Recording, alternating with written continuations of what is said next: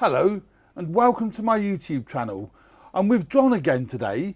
Welcome to the channel again, John. Oh, thank you, Bob. Right. And today we're going to take a look at two things that interest me really. And the two things are, John, I think I'd like to talk about is mirrorless versus DSLR as one thing, because you're very pro mirrorless, so am I very pro mirrorless.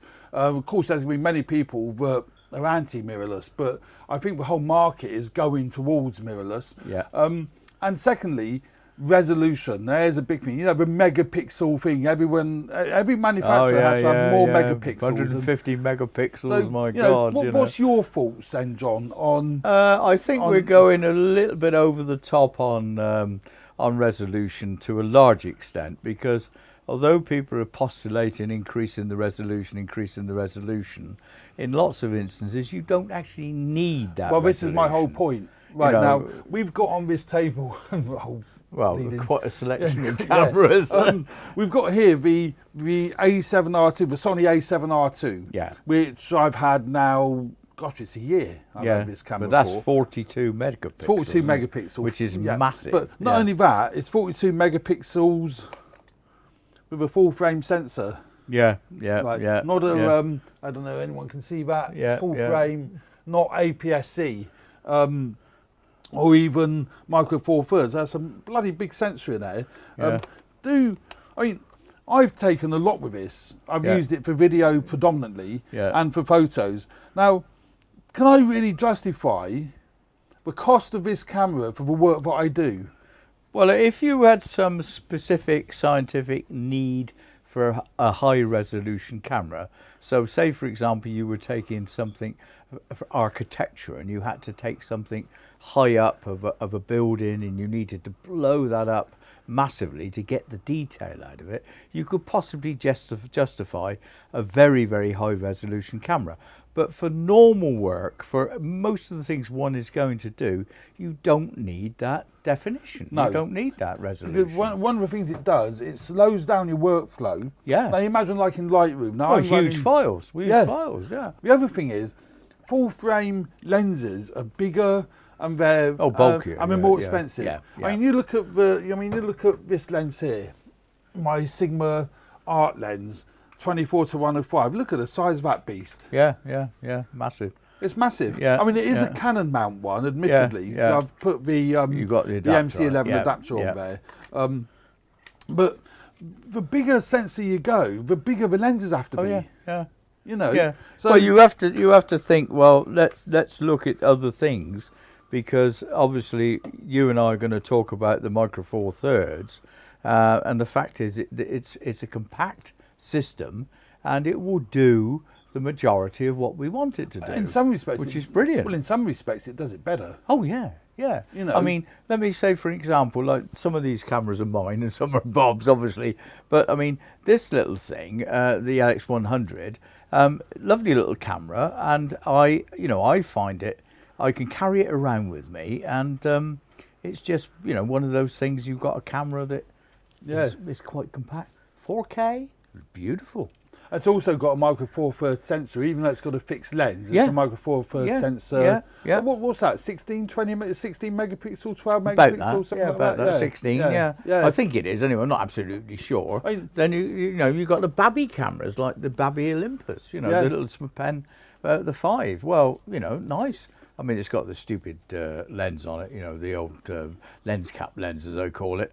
But I mean, that's just a cheap old lens you can stick on it. But I mean, it takes obviously all your micro four thirds lenses. Well, I recently picked up the GX85, the Panasonic GX85, and every time I pick it up, it's beautifully made. It's solid, But again, the nice tilty multi-screen, which is unusual for Panasonic because they're renowned for their articulated screens. Well, it's like it's on the GX4, But the image quality from this is absolutely amazing.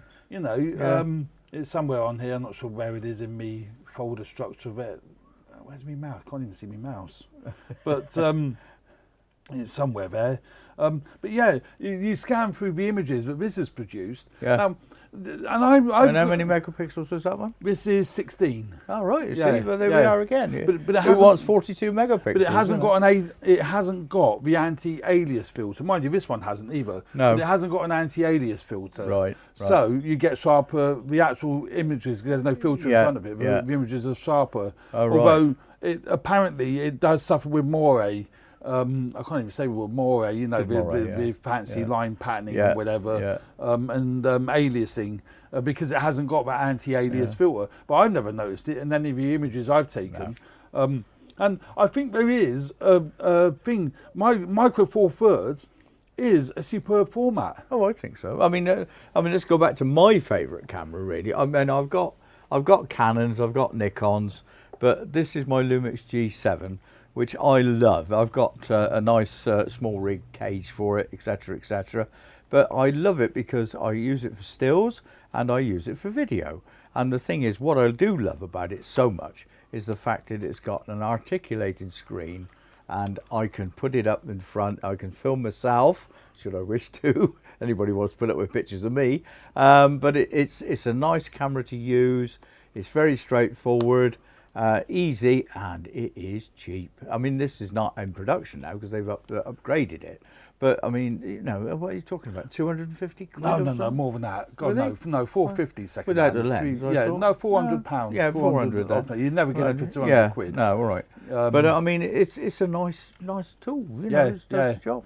Yeah, that is an excellent camera, that one. But Micro Four Thirds has never really, apart from Olympus, has never really been, we've got the Olympus there, but has never been really renowned for high-end, you know, for top quality stills. Yeah, but then on the other hand, of course, we've had the video thing with the AF100. I mean, Micro Four Thirds camera, you know, which is, you know, quite popular, had its day. I mean, it's past its best now, but good tool, you know, you can go out and produce professional work. Even now, you can still produce professional work. Good HD stuff. I mean, it's not a 4K camera, but it produces some really good stuff. And I mean, and obviously, it takes all these lenses. And the other thing, which I love about Micro Four Thirds, with the adapters, you can stick anything on. Now there's a fantastic thing. Yeah. See, for example, I've got Canon lenses, Nikon lenses. You know, you stick it on. Yeah, I mean, yeah, I actually haven't got I've got my Sigma 18 to 35 somewhere, and I've got the. Probably using it on one of these, Bob. It isn't actually. No. The not the JVC. Blimey, that's going back a bit. The Panasonic GH5, which is that one I'm pointing at, the wide shot, has got my new 8 to 18 Leica 8 to 18 lens on. Right. And that's gorgeous. That's really nice. But again, I'd say it's gorgeous. The stills that come off a Micro Four Thirds aren't as good as off the A7R2, but then they wouldn't be, John, would they? Oh no. Well, look at the price of that. I mean, what are you talking about? Thousands? 2,500. Yeah, what are you talking about? The price of this? I know. A couple of £100, you know. It is a big difference. But I think what we have to realise is, though, which I never realised because I've got the funds to be able to buy this sort of kit. But I never realised. By the time, if I'm going out just for a jolly, just out for a day out, I would want to take my 24 to 105. So I've got a, basically, but the only trouble is, Bob, you need a truck to carry it all around in, don't you? Oh, that, John. Would you want to lug that around? No, thank you. I mean, that reminds me of the days when I worked for Nikon, and we used to have a Nikon F3 or something with the huge lenses on the front of it, and you just carry it around like this. And your neck used to go down, and it was really heavy. But nowadays, I mean, I can just pop this on.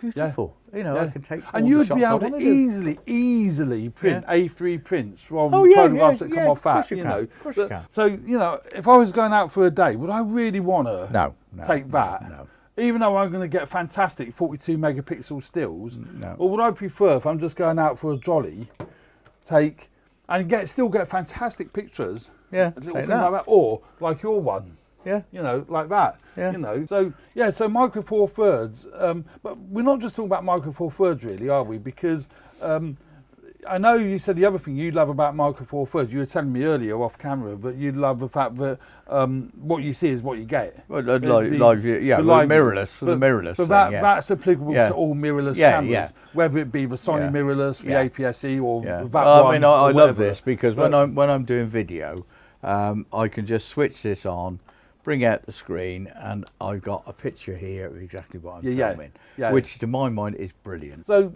actually, while we're on the subject of video, this is where Micro Four Thirds really comes into its own, doesn't it? Because you look at the original Pro Micro Four Thirds video camera, the GH4. Yeah. You know, I was really proud when I got this. I had a slight accident. Don't know if you can see. A little bit of a dent there. Yeah, there's a hole in the bottom. Dropped it for 45 feet or whatever. No. It came off a quad bike in the desert and bounced a bit. Yeah. But do you know what? Even though it's got a hole in the lens, it is actually a hole. Yeah. It goes right through that lens. Yeah. But do you know what? Still works. Well, it grinds. Yeah. And it's a bit bent, but it does still work. Yeah. Isn't that testament to the quality? Of Panasonic cameras. Yeah. You know, the focus the zoom is a bit grindy. Yeah.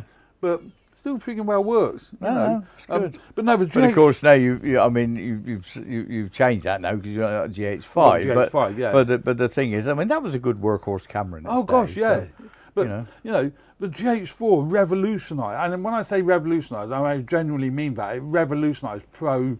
Filmmaking with this style body, you know, and so many people used it, and then they moved on to obviously like the GH5 and so on and so forth.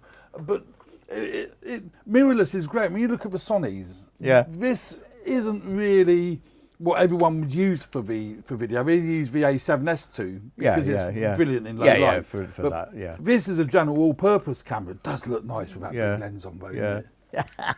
Don't you reckon it looks a business? So, I mean, what's your thoughts on the future of mirrorless? I mean, Fuji's now. We're filming this in the middle of February 2018, and Fuji's now brought out the XH1, which is their pro sort of mirrorless camera. They've got a whole range of mirrorless cameras, but they're going more into video, or sorry, not more into video. They're developing their cameras for video. There's rumours Nikon will be bringing out a mirrorless camera. Well, they've all got to keep up to date, Bob, because you know, Canon, Nikon, Panasonic, everybody else, Sony, have all got to keep going technologically all the time. But do you think that the Canon and Nikon, which used to be the two big boys, they're not now, well, Canon still is number one, but do you think they will carry on producing more DSLRs, or do you think they are going to go more? Well, no, I mean, they've got most of the camera manufacturers have a real problem now that the majority of photographs we all know are taken on telephones, on phones. And you know, you go anywhere, out comes the phone, they're doing selfies, they're doing all the rest of it. And really, they're having to produce or design a camera for enthusiasts and for people to use to produce either good photography or good video for either a semi-professional or professional use, and that's what they're having to design. And of course, a specialised camera like the Sony with a high definition, it's for a particular use. And I could think of lots of uses for it, because doing surveys and doing all this sort of thing. But generally, as you say, with Micro Four Thirds, for example, it's the answer to our problem. It is, You know. Well, I don't just think Micro Four Thirds. I think APS-C. I think mirrorless in general. You know, because I love my Sonys. You know. I mean, the RX10 behind me, which is the one filming you. That's a bridge camera. With a 1-inch sensor. But that is donking. But again, it's mirrorless. So what you see is what you get. Absolutely. You know. And I do think there isn't a big future for DSLR style cameras. I mean, I've noticed that the likes of Canon, I keep coming back to Canon and Nikon because they're Pentax to some extent, but who talks about Pentax? Nobody does. No. But it's a shame because it's a good camera. They make some good kit. But Canon and Nikon haven't released an entry-level DSLR. Well, Canon did the D200 or 200D. They had an 1100, about 2 years ago, didn't they, or something like that. They've not released anything since. And the reason being is because people won't buy them. Well, the market's going for them. The market's going. Because everybody's going out and buying super phones that produce, you know, 4K, you know, on your Apple phones. So we both agree then, really, this megapixel 42 megapixel Lark is fine if you need it, but for 80-90% of even professionals is not needed. Our friend Bob, who was running the camera shop I was involved in, he had a big enlargement he took in Australia on the front of the counter, which was superb, and it was taken on a 3 megapixel camera. And you looked at it and you couldn't believe it. And because, you know, there's a way of treating the way you do things. If you're careful with what you do, you can get away with low megapixel count. But as I say, nowadays, 10 plus, plenty good enough. 10 to 25, 10 to 30 at the most, but certainly 10 to 22. It'll cover everybody's requirements. And these were like, I mean, some of these images were taken on when I had my Fuji XA1 or XE1, and you know, they're beautifully sharp. They're absolutely fine. Yeah, you know, look at that up there, library toilets on the edge of the frame. You know, and I think the thing is, as long as you shoot in RAW. And not JPEG. You can draw out a lot more dynamic range and a lot more. Yeah, well, that's a problem really that I have, because I wasn't really shooting in RAW because of, well, I tend to shoot in both because one of my cameras does both, so it does JPEG and RAW at the same time. But the thing was, I never really shot in RAW, and I should do, because it means I can do a lot more with it afterwards. And, you can. And I haven't done before. So that's my fault. But then, because I'm a cine man, I tended to look at the other way rather than the still side. But you know, it's just something I'm learning. I'm learning from Bob, and I hope Bob's learning a little bit from me occasionally. We learn from each other. But so there we go. We've decided that the megapixels isn't the most crucial thing. No. And all these smaller cameras can equally can take micro four thirds. I like brilliant. Use any lenses you want with adapters. Fantastic.